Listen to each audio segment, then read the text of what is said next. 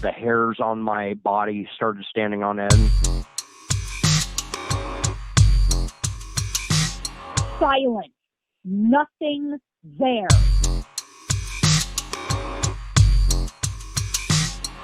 I fought to get back into my body.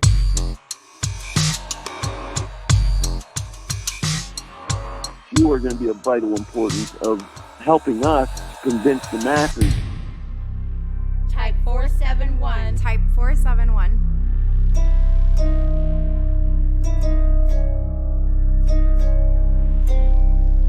Bridge to the other world. Bridge to the other world. Welcome to Type 471. I'm Sam Kitchen. So this is my first episode, and I want to tell you a little about myself as it relates to this show. I was born remembering past lives. I've had spiritual experiences all throughout my life. I have accessed specific, detailed information through non-physical means that I was later able to verify. On separate occasions, I had intense, close-range encounters with a UFO and a Bigfoot. In a general sense, I've always been part of a more inclusive reality that is not properly understood or appreciated by the mainstream view of reality. So I investigate all manner of phenomena. I visit locations of encounters and other experiences. I talk to people and gather information. I investigate the tangible and the intangible alike. I try to get to the core of what's happening, and I share everything I discover with you. That's the whole point of this show. So with that in mind, my guest today is Nigel. Over the past several years, Nigel has had a number of extraordinary experiences in his life. So tell me what's going on. I just know that there's a shift in civilization, I guess, as we know it, that's going to be coming. I don't know how I know this. I just know that I know this. I've been experimenting a good little bit with DMT. I don't know if you know much about what DMT is. The spirit molecule. But some people, absolutely. And so I've come into contact, I guess you will, with other beings, and not in the sense that a lot of people have DMT experiences and they see like gnome trolls. Mine is more, the contact I'm having is with a race or a being of some sort that is far, far, far more intelligent. That I was literally shown how everything is made, how all of this was constructed by them, and meaning them, I guess aliens in the term of what most people think, but they're not what most people would think of Martians or what you even see at Area 51. These are high vibrating. I don't even know how to explain it. Would you say maybe a being from a higher dimension, or a being that does not come from the physical world? No, they're definitely from a higher dimension. They're definitely from a different time. More like this is all just a big experiment, if you will, and that society itself and all of this was constructed as an experiment, as were the dinosaurs, and then the dinosaurs got out of control, and so they wiped the dinosaurs out. And I think after we started the atomic bomb, I don't know, whenever we blew that thing up in the 50s, whatever it may have been, I think we woke them up, and they kind of realized that the chimps had figured out some stuff. And right. we've been progressing at a tremendous rate, and there's so much to I don't even know where to start all of the things that I've been shown, but I think there's those of us that are a mix of alien hybrid, that either we were bred with it directly, or we were born into it. Me myself, I don't know. I know I am a reptilian of some sort, because if you look at my hands per se, my skin is that of a reptile, and it looks like a reptile's foot or hand or whatever a reptile has. If you look at or a lizard, my hands look the same way, and I didn't really notice it before. And now it's so it sticks out so much that I can't not see it all the time. I was on DMT with two friends of mine, and we were actually experiencing these. Hello, Nigel? Nigel, I can't hear you anymore. I think something happened. Did I lose you? Still on with you, and when you were just clicking in, it was like, do you want to merge with this call? And I was like, well, shit, I didn't know it ended. Yeah, that's weird. But, I don't know what could have happened. So your phone didn't die or anything like that? No, my phone was, I just had to click over. I was just still on the phone with you. That's so weird. You were It's like extremely bizarre. Yeah, you were in mid-sentence and then nothing. There was no sound coming from your end at all. And that's weird because I looked down at my phone because it started beeping like another call was coming in, but I was still on the call with you. Huh. I wonder what the hell is going on. I've never experienced that before. Yeah. Huh. Me neither. So anyway, do you remember where you left off? Can we pick up there? I don't. I was somewhere in Peru last time I remember. Oh, okay. You did mention to me this awareness that you are a hybrid. You mentioned that to me before this conversation. So how and when and how especially did this awareness first come to you? All my life I've known, and you hear a lot of people say, oh, I knew I was different. No, I've known I was different for a long time. I've found myself into situations and out of situations that you really, really shouldn't get in and out of, unscathed or that easily. It's always my whole life. It just seemed like I was different, and I knew something that others didn't know, but I didn't know what it was.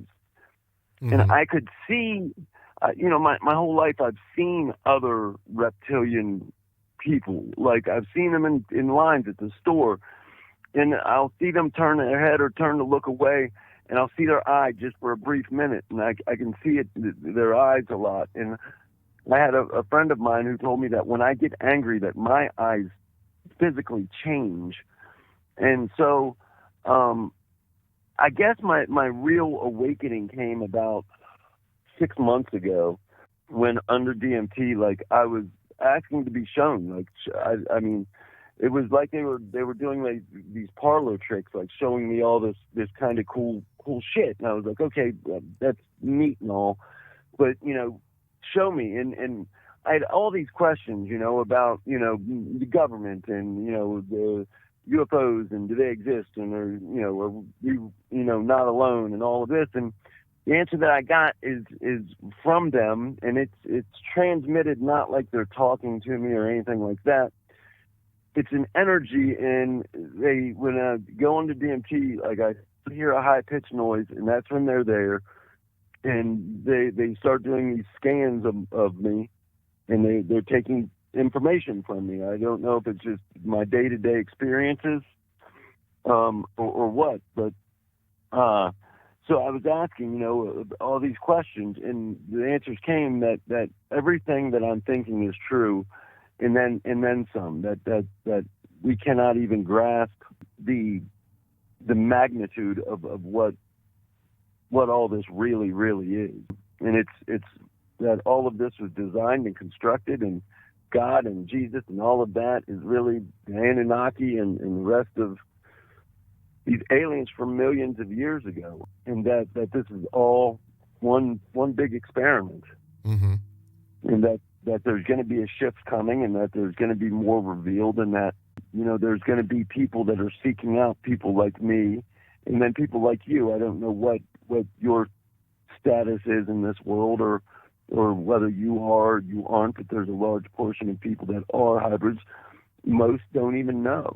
There's been, since mankind exists that we know it, there's been hybrids the whole time, but most nobody knew. If they did, they kept it to themselves. And this is even 200, 300 years ago, 400 years ago. All the way things, the pyramids and all of that, how things were built, like. This wasn't just done, it didn't happen by a bunch of slaves. That's not how this happened. And that we are really getting ready to have, with the Pentagon releasing all of their UFO documents and this and that, and that there are, right now that our government has been, doing DMT experiments with people for a lot of years, and that there are wings of the government that just go under DMT, and then they go and they communicate, and they're making intergalactic deals with these higher beings. Our government's been aware of this for a long time. That's why DMT is not legal. They're afraid that if more and more people were able to see what I saw, there's just, I don't think society could handle it. By the way, in what form have you taken the DMT? Is it in ayahuasca form or some other form? Well, ayahuasca I did in Peru, but DMT, just straight DMT itself, that's usually smoked. Right. Yeah, I've heard of that before. Actually, Graham Hancock talks about that. He talks about all kinds of stuff relating to DMT in his book Supernatural. Yeah. Graham's a great guy.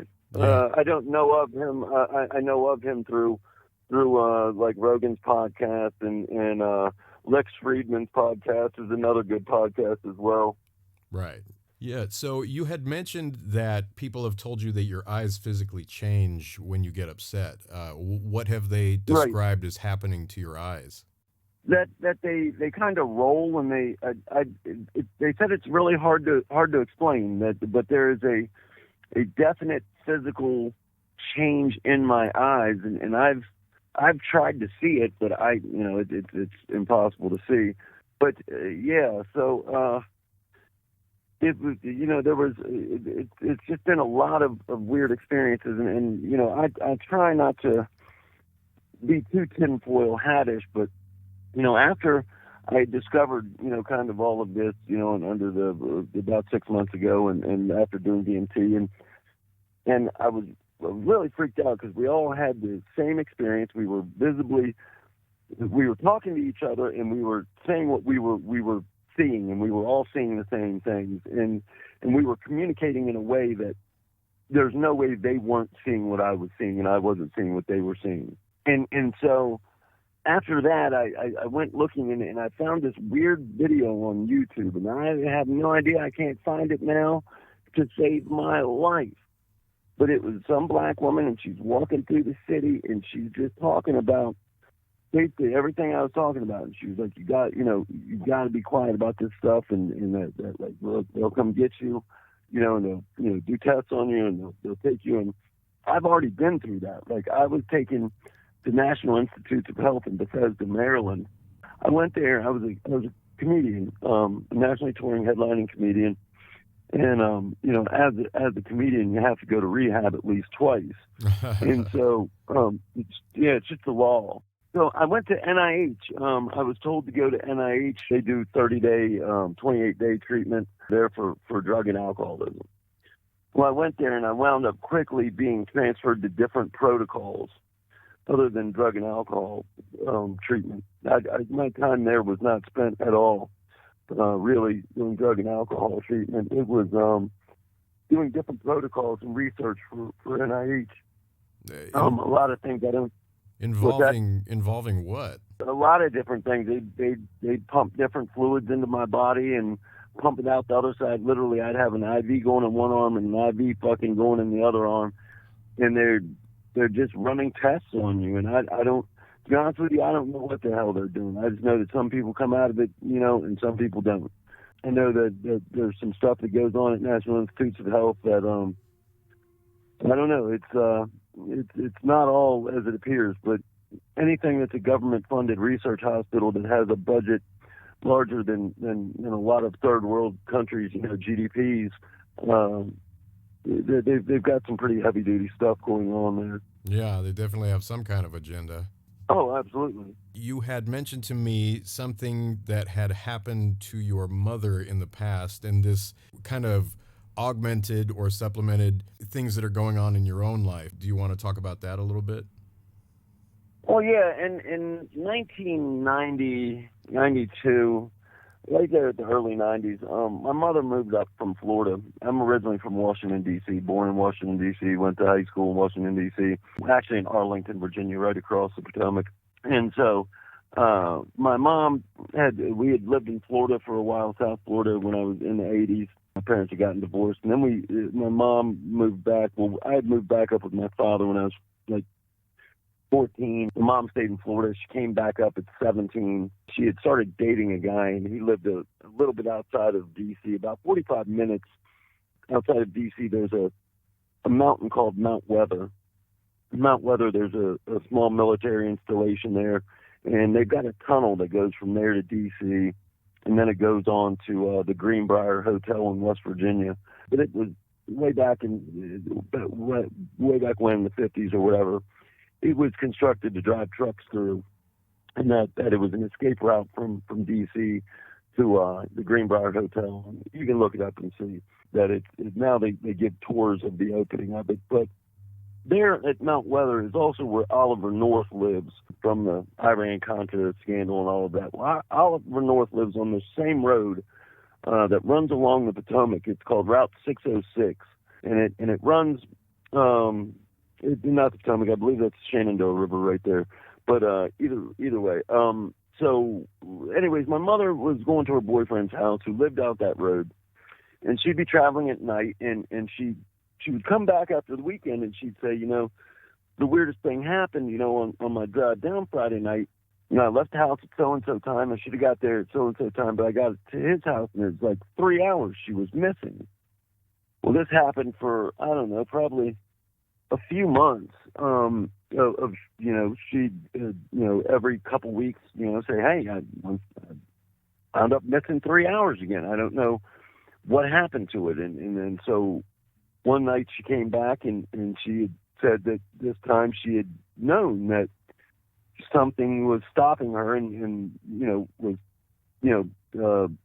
abducting her, and she had no control over it, and she had seen the vessel and the craft, and that there was the lights, and next thing you know that the car was frozen, she was frozen, and next thing you know she was deposited back onto the road in the car, everything else 3 hours later.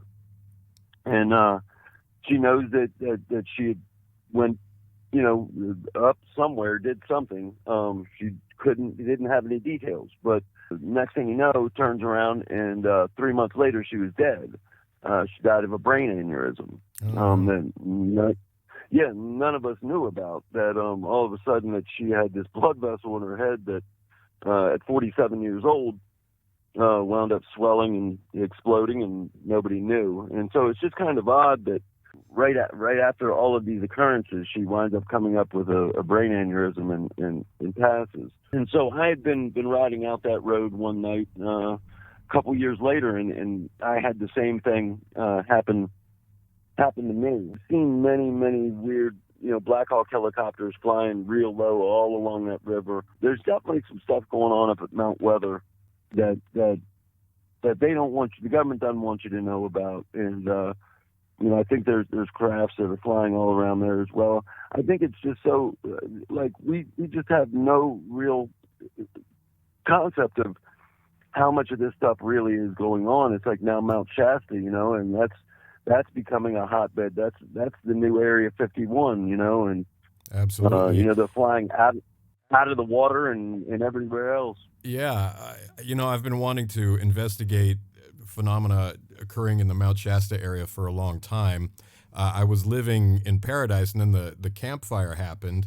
I lost everything in the campfire in Paradise, and so that's when I decided to come to Siskiyou County, in large part because of what goes on here and because of my desire to look into it.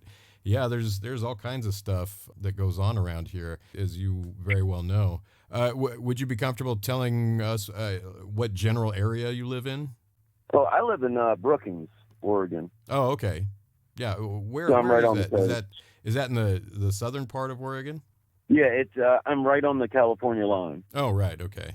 So Del Norte County is right below us. So I'm about 7 miles away from the Northern California and Oregon border. Oh, okay, I gotcha. And this area too here is it was weird, and I really knew it when I moved here a few years ago, and this is a real hotbed for witches. There's more witches per capita here than anywhere I've ever seen, and it's I don't know if it's a training ground for them or what, but they are all. There's something weird about this area here. like me, I was drawn here for, I don't know why, but it was specific that I was drawn here. And there's so many people that I've talked to that have experienced the same thing. And it's not just this area right here, but I'm saying this Oregon, Northern California, Mount Shasta, to the ocean, it's this triangle, or this area right in here is really seems to have some sort of draw for people that are more in tune to stuff of this nature. Right, yes. I've noticed that as well. This corner of the world attracts a certain consciousness, a certain awareness. Now, that's not to say that that's ubiquitous, unfortunately, but it does tend to attract people who are like that. Now, when you say witches, do you mean practitioners of nature religions or something more sinister? It sounds like you're talking about something that's not sinister, right? No, not that's not sinister, but with anything of that nature, there's two sides of it. I spent a lot of time in New Orleans too, and New Orleans is a place that nothing is what it appears, and that voodoo itself, voodoo is good. Voodoo is nothing more than West African medicine. It's holistic science is all it really is. Now, it's a different story, and that's the bad side over there. I think the same thing is with witches. Right. Yeah, I understand your reasoning in that, and I think you're very right about that. When I got here, I was down on the river bar, and I spent most of the summer there just trying to figure out what was going on, why I was here, all that good jazz. Come across the country, I gave away all of my possessions. I gave away a $1.5 million home on the 10th tee of the country club. I gave away all my Mercedes, F2, all of the things that come with somebody who has built a little bit of wealth and all of that. I wound up giving it all away and coming out here. And I had a woman one night, and she really didn't like me on the river. And I was across the river, and we had to cross the river. I went with some buddies. We were over there drinking and everything else over at her camp, and time to go. And she stopped me, and she said, "You have to take this with you." And I said, "What?" And she said, "Well, you are supposed to have this." And I didn't understand, and so she brings me out this book, and it's from, I don't know, it's a couple 100 years old. It's old as shit. It's a leather-bound book, and it's called The Book of Knowledge, and it's supposed to be one of these 7 books of these witches. Anyways, this book has caused nothing but problems. Like, I had the book on the dashboard at the beach right when I got it. In the book, you can feel it vibrate sometimes. And I had it on the dash, and this woman was walking past, and she just like spun like just radar. And she goes, "The book, you have the book." And I was like, "Oh, Jesus Christ, this book again." And so she wound up taking the book, and her cousin were going to, I don't know what they were going to do with it because I'm not into witch shit, but she said she would handle this book and make sure that it was taken care of properly. Well, she comes back with that book 6 months later, and it's ruined her cousin's life, and her cousin tried to take the book from her and then was hiding the book, and then now the cousin's whole life is in shambles. So I get the book back. Well, in the process, the guy's living on my property. He decides he's going to steal the book. Well, he steals the book, and it does nothing but ruin his life, and he comes back with the book to me. So I've got this damn book of knowledge, and I don't know, man. All this shit, man, I'm telling you, my life 2 years ago, I was a normal, person that had no idea about any of this shit. I thought some shit, with my mom and everything else, and I thought things were a little bit weird, but I never to this extent, like, ever would have thought I'd be in the middle, knee deep in this stuff. You know what I mean? Like, I don't have any mental issues. I've been a successful business owner, federal contractor.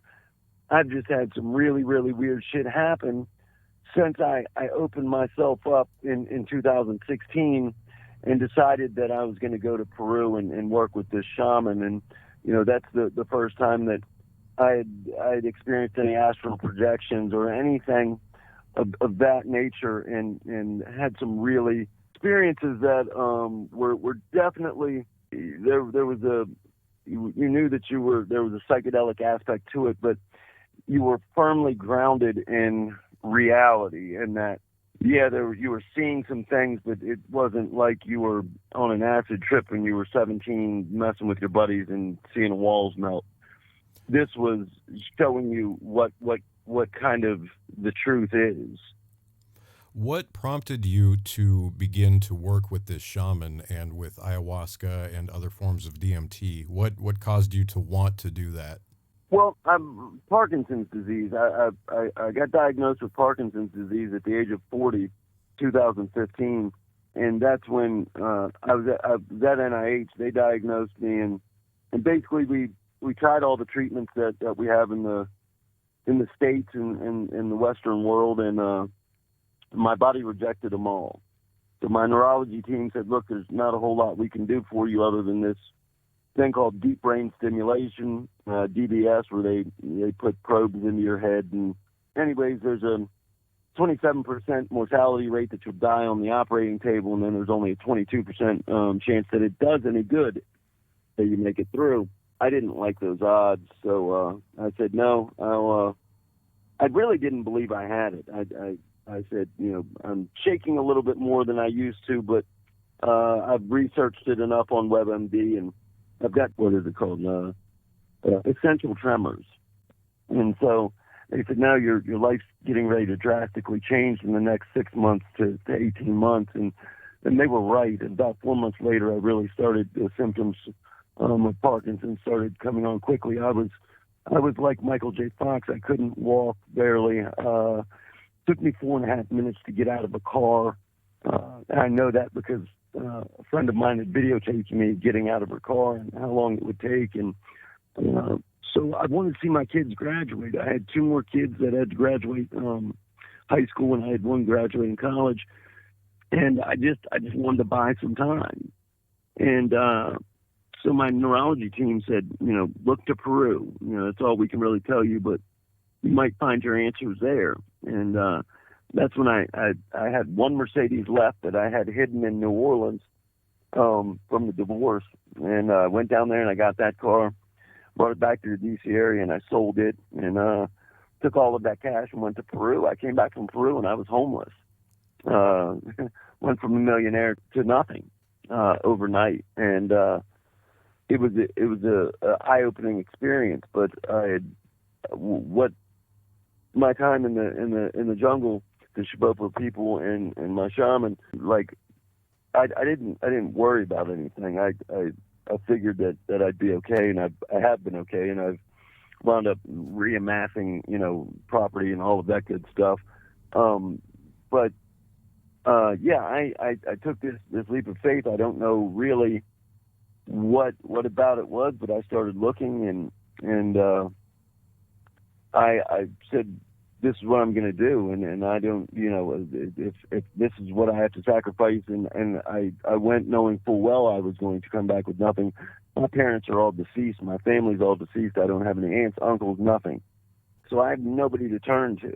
So I knew coming back, I had given away everything to my wife and children, and we were estranged, if you will. And so I came back and I didn't beat Parkinson's, but my quality of living was just increased by 1,000-fold. I still have some of the symptoms. They're still coming back, or they're coming back now, as I was told they would. So I'm gonna have to get back back down there in the next year or two. To get a tune-up, I guess. They wanted me to stay longer. They wanted me to stay 40 days and 40 nights, but I couldn't afford to. Do you work with meditation or other techniques aside from DMT and working with the shaman? I meditate, but I don't really deeply meditate. But yeah, I meditate to some degree. I know that Kundalini meditations, correcting the energies in your body and the flow of energy, can have the same kind of effect, or perhaps even better, because you're also because it's kind of a whole life thing where you're working on yourself as a whole, the things that allow you deeper meditation access are also the things that Right. improve your external life, and these things kind of heal the whole person, and can help alleviate certain things. I just wondered if that's something that you're interested in doing, or if it's something you've tried before. No, I haven't, but I've read a little bit into the Kundalini, and I've heard that, and as well as hot yoga as well, or the combination of the two. I'd like to, for sure. It's just one of those things with me is it's difficult for me to get going unless I have a facilitator on a lot of this stuff. Once I've got it down and the pathway's kind of laid out, I'm usually able to get back there, if you will, and navigate things myself. But and I say that, and I mean the pathways of our brain and of consciousness and of, I believe in, that there's an alternate reality, coexisting beside us that, we don't see. So yeah, I'd like to get into that though. Yeah, absolutely. And I was going to say I can point you in the right direction. I have some very valuable sources of information for this stuff. If you want, I can give you links to videos and stuff like that. Absolutely. Great. Absolutely. Excellent. So what's your experience in all of this? My experience, I've had many different experiences throughout my life. Like I was kind of born with certain awarenesses. Like I was born remembering a past incarnation. When I was 2 years old, I would say to my mom, "Don't you remember me?" And she would say, "Remember you from when? From before." And well, you were a baby before. No, I mean from before I was a baby. Stuff like that. Yeah, and I remembered being a man in the early 20th century, and I have had a number of spiritual experiences all throughout my life, and then in my early adolescence, I was part of a very, very a UFO sighting that could not have been it was not mistaken identity. It could not have been mistaken for anything else. Whatever a UFO is, that's what I saw. And then later, and then later, a few years later, I saw a Bigfoot. So I've just always always kind of been part of this wider reality that people tend to not be aware of. So I feel a need to bring awareness to this. I see this all as an unfolding awareness, an expanding of awareness. So that's what I'm trying to do here. Oh, right on. Well, I'm glad you are, and yeah, I agree with you. There's I've seen some things that are, and I too have seen the Bigfoot, and that was in my teens, and that was in a logging camp in Renwick, West Virginia, and so I feel that your path as well, and don't know. I still seek a lot of answers now, and it's terrifying to some degree because when you go to the point where it was clearly shown some things that just how everything was constructed, how they built everything, and that, like, Samsung's behind a lot of this. Let me tell you, Samsung is with the aliens. They are lock, stock, and barrel with the aliens, because when, like, I live in a bus. I got a bus that I've completely renovated. It's really nice, and cool.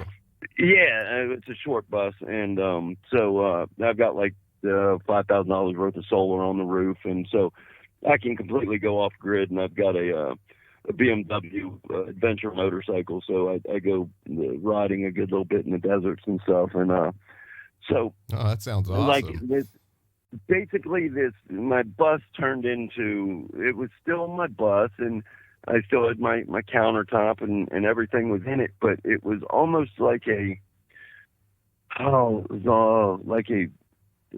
like a video game, almost like an old, but it was basically how they constructed everything, and the only thing that was really glowing was my phone and the Samsung, logo on the phone. It just turned on, and I was asking if Samsung, and so Samsung is, they are big with alien technology. I don't know if it's run by aliens or what, but I know that they got something to do with them. How? But I'm not understanding how you connect that. How do you know that there is a connection there? Because my phone, like I said, my phone had turned on to where it was just like the opening screen, like if you had your phone powered off, then you powered it on, and it just stayed on that Samsung screen. And the only thing that was quote unquote normal, like everything had been transformed to, it was the same form. My couch was still my couch, and my counter was still my counter, but it was like a prototype of them. It was really, really bizarre. It was like a prototype, but a prototype in the future. Like I was seeing like my couch, how like kind of antique it is in the future. But the Samsung was the only thing on there, and it's like I said, that when I asked those questions, what is, does this exist or does that exist, and when I got the answers of that everything that I'm thinking is true, and that just one of the ongoing themes, and after that was Samsung. That somehow Samsung. And I, it's not like, you hear people saying the little elf men were talking. I don't get that. I get this high-pitched noise, and then it's like almost like a dragonfly, and it flies around my head, and it's taking like a lot of pictures, and there'll be bright flashes, and it'll go around by my ears, and it'll scan back around the front of my face really fast, and it's the whole time it's taking pictures, and it's like, I'll look away and it'll take pictures again.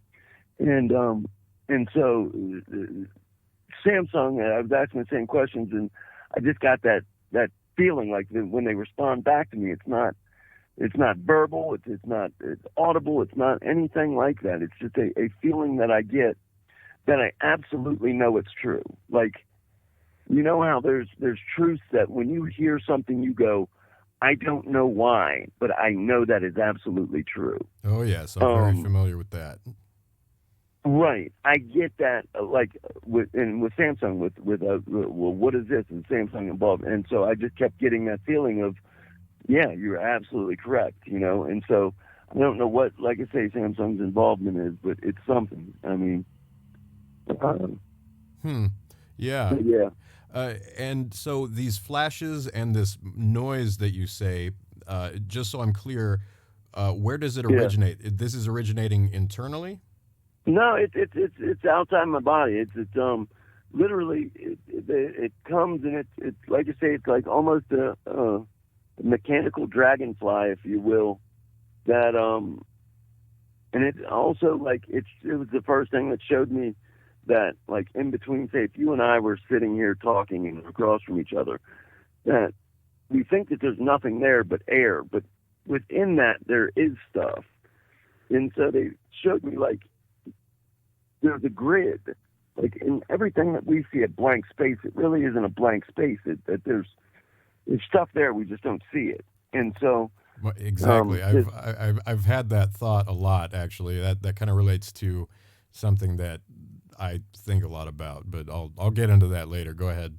Right. And so, I didn't really understand it. So if you can imagine a 3-dimensional, 4-dimensional grid, or a framework almost, that it constructed right where I think air isn't really air. There's stuff going on there. We just don't see it.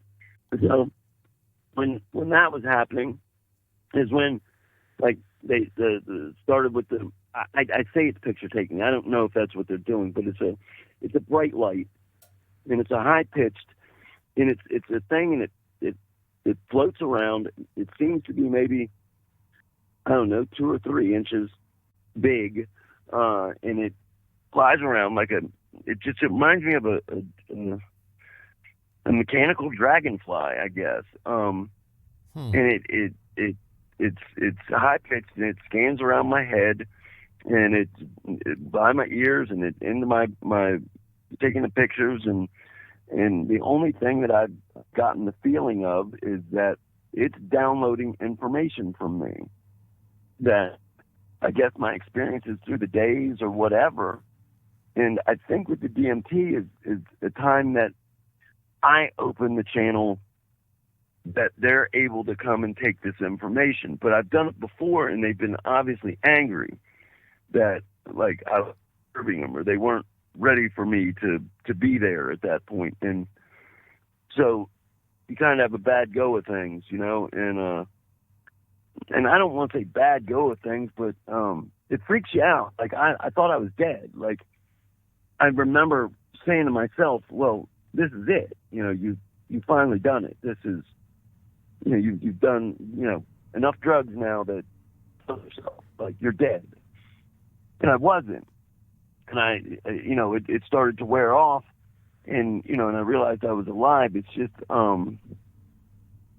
yeah,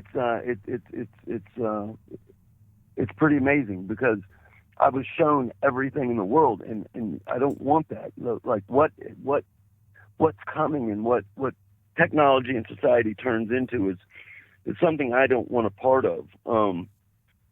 Because it doesn't seem like there's any emotion or any feeling, because everything is right there. You think it, you communicate by, you know, by thoughts. There's no more life as we know it.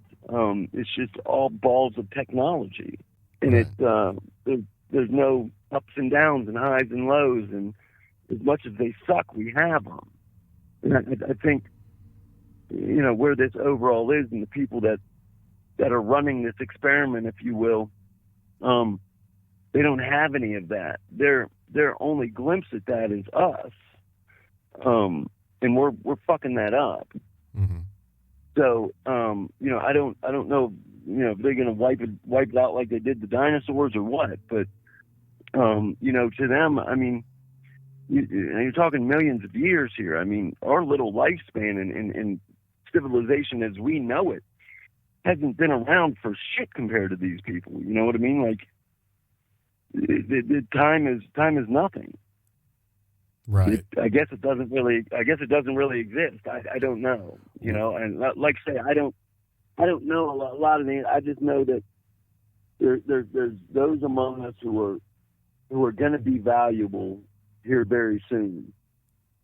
And I don't know what it is, but I know that when I was asking those questions and getting the feelings back, and, you know, that somehow, you know, we're going to be the ones that help humanity, and that, you know, we're going to be of vital importance, that people are going to be coming to us for answers. And, you know, the more we can get, the better off we're going to be. And I don't know that I get any closer sometimes to having those answers than I was. That's a very common feeling in this type of experience. People often feel that soon there will be they will be called upon to help a large group of people, that there's something coming, and certain people who are going to be activated. They don't know what it is that they have to offer in this situation, but when the time comes, they're going to know. Yeah, that's reported and felt over and over and over again. In fact, I'm speaking to other people right now who say the same thing. And I think even people like myself who haven't had that exact same kind of experience, I feel that same kind of sense a lot, and I think a lot of people are feeling that. Well, I think there's some of us that are and maybe one like you that isn't a hybrid. I know for a fact, I can look at my hands and I can tell you, my hands look like a fucking lizard, man, you know, and I'm not making the shit up. You look at my damn hands, and that's fucked up, man. And it's only really looked this way in the past year or so. It's really come pronounced. And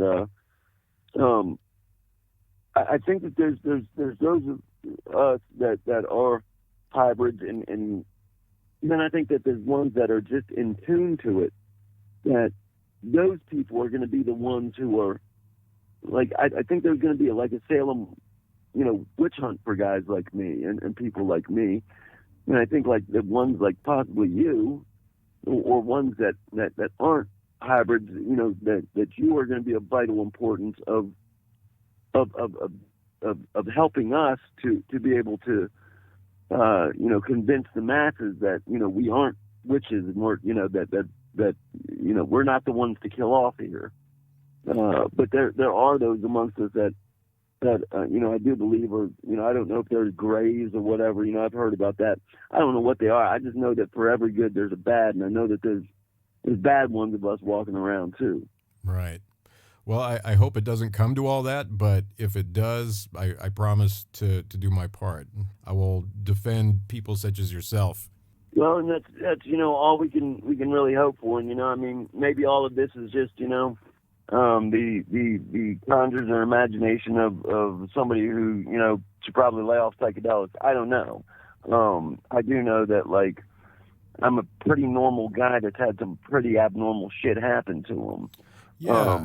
And you mentioned this book of knowledge. Now, do you have this book still? Oh, I've got the book. Yeah, it's in a safe. It's here in my bus. Would you be willing to text me a picture of it? Yeah, certainly. Oh, cool. Thanks. Yeah, I'll text you a picture of it. Yeah, I'd love that. As soon as we get off. Yeah, absolutely. Yeah, it's a weird book. It's it's written weird. There's different. There's one thing in it. I made chairs move with my brain, around the table. It's some really, really weird stuff going on in there. And from talking with witches about it, that it can read out kind of normal, but it also, it is you have to be able to interpret it. I don't know.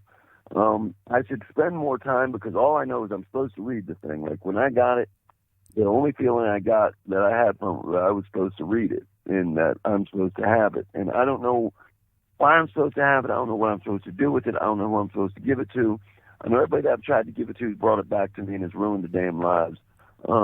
So I should probably, but it's one of those things too that, it just kind of freaked me out a little bit. And I was like, I don't know how much of this I can really, digest, and I'm just going to put this in a safe and, revisit this another time. And maybe it's that time.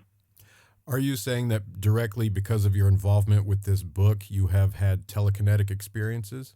To some degree. The book itself is I don't know. The book is odd.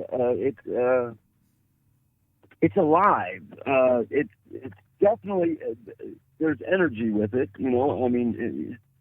I don't know if where the energy comes from, how it got there. I just know that energy can't be created nor can it be destroyed. In this book has energy from. It's more than just paper. I don't know if it's from the wood that was made for the pages. I don't know. I just know that the book is alive and the book is it's supposed to be with me. Now I don't, and like I say, I don't know why. I don't, and I've asked numerous witches about it, and as soon as you bring it up, I don't know. It's pretty. People know what the hell it is. I didn't know what the hell it was. I just gave me this old book. This witch that didn't like me, and she had to give it to me. And it really pissed her off that she had to give it to me that night. I had to walk back across the river with this fucking book.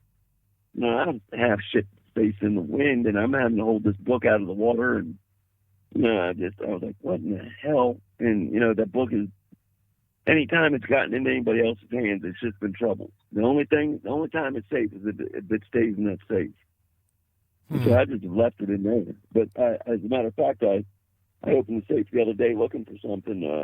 Was it yesterday? And I pulled the book out and looked at it. As a matter of fact, I'm sitting here at the bench where it is right now. I can probably take a picture with you on the phone and send it to you. Yeah, that'd be great. I'm extremely curious to see this book. And I just, all this trouble that it's caused, I wonder what the deal is with this book. I have no idea. Like I say, I've left it, left it alone. It sits in the safe. I pulled it out, like I say, yesterday. It looks like one cent at least. All right, cool. Well, it looks like 113. We're coming up on the 1 hour mark. I'm thinking let's pause right there. I would like to have a series of ongoing conversations with you. I can tell there's a whole bunch to get to and layers of things going on. So let's have multiple conversations. Does that sound good to you? Sure. Yeah, no, and absolutely. And let me, see if I can focus on it and get some of the, this is kind of, off the fly and all of that, and haven't had to really try to put two and two together. I haven't had anybody to really talk to about it. So let me try to, put some of the pieces of the puzzle together myself, and hopefully next conversation I can be a little more, concise with my explanations. That sounds perfect. Yeah, get some added insight into things. Absolutely. All right, cool. Well, Nigel, thank you so much for speaking with me tonight. I really appreciate it. I've been looking forward to speaking with you, and there's definitely a ton to learn from you, so thank you. Absolutely. Have a great evening, Sam. You too, Nigel. Take care. All right. It is my understanding that the Book of Knowledge is a reprint of a British children's encyclopedia. I'm not doubting Nigel's claim about the book when I say this. I'm only saying that whatever's going on with this book, it seems unlikely to do with the actual contents. I'll be speaking more to Nigel about this soon. To see Nigel's photo of the book, look for Type 471 Podcast on Instagram. Be sure to follow Type 471. I'll have new episodes up every week. I'm Sam Kitchen. Thanks for listening to Type 471.